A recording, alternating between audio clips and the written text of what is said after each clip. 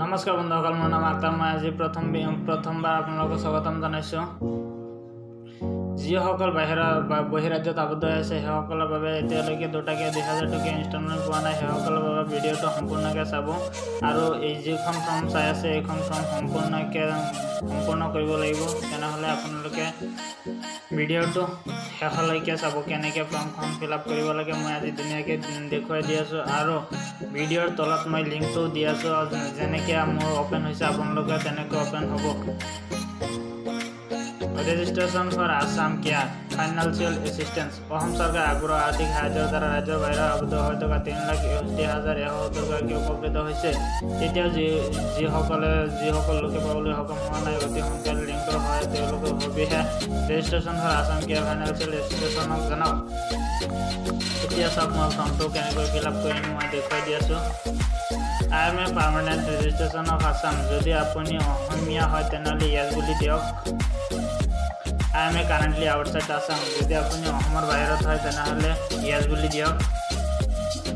My family income is below 5 lakhs per annum. যদি আপোনাৰ পৰিয়ালৰ ইনকাম 5 লাখতকৈ কম তেনেহ'লে ইয়াত বুলি দিয়ক, আৰু যদি আপোনাৰ বেছি 5 লাখতকৈ বেছি তেনেহ'লে ন বুলি দিয়ক। Your name is in bank record. আপোনাৰ বেংকৰ পাছবুকত নামটো কি আছে সেইটো নাম দিয়ক। আপোনাৰ বৰ্তমান বয়সটো কিমান বয়সটো দিয়ক।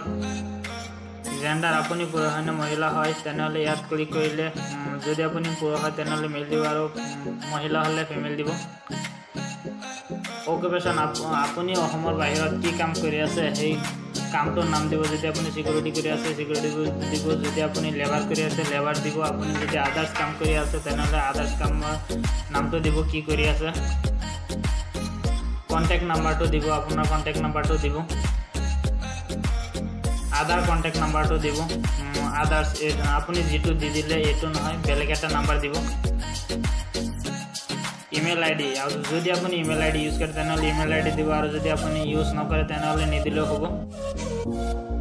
কমপ্লিট প্ৰেচিডেণ্ট এড্ৰেছ, আপুনি প্ৰেজেণ্ট এড্ৰেছ।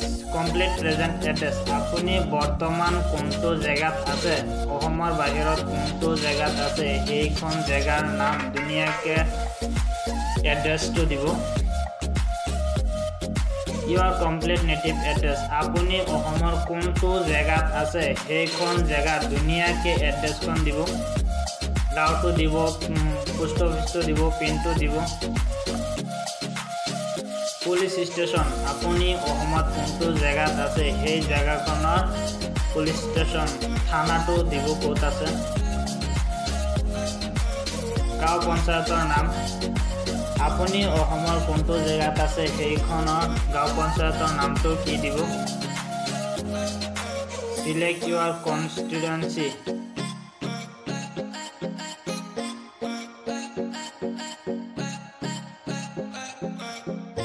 আপোনাৰ বিধানসভাৰ নামটো দিব। আপুনি ইয়াত ক্লিক কৰিলে বিধানসভাৰ নামটো সম্পূৰ্ণকৈ আহি যাব। আপুনি যিটো হয় আপুনি চিলেক্ট কৰি দিব। আপোনাৰ যিটো হয় আপুনি চিলেক্ট কৰি দিব।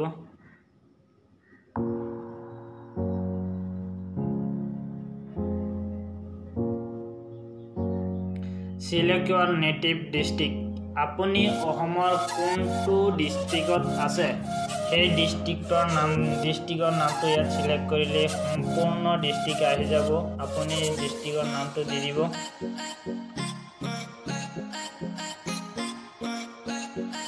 Family members name, yes, contact number, relationship, staying with me currently.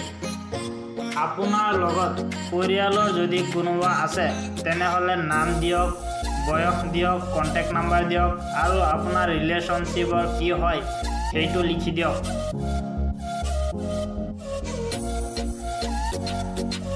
N immediate family member currently staying in Assam names relationship for verification purpose.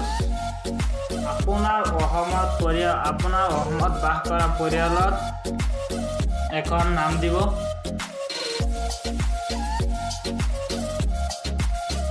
আৰু আপোনাৰ ৰিলেশ্যনশ্বিপত কি হয় দি দিব। Family member contact numbers for verification purpose. আৰু আপোনাৰ পৰিয়ালৰ এখন নাম দিবই লাগিব নাম্বাৰ দিবই লাগিব নাম্বাৰটো দি দিব